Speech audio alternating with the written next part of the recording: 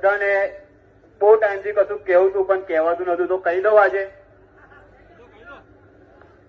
બધા માટે છે, બધી બ્રાન્ડ માટે છે, એવું નહીં કોઈ એક માટે, બધા જ માટે છે કે તમે જેટલી માત્રાની અંદર આ કોમ્પિટિશનમાં જે હાજરી આપો છો, જ્યારે હિન્દુ સંગઠન કે ક્ષત્રિય સેનામાં કે પછી ગામની સભા હોય ત્યારે તમે હાજરી આપો છો?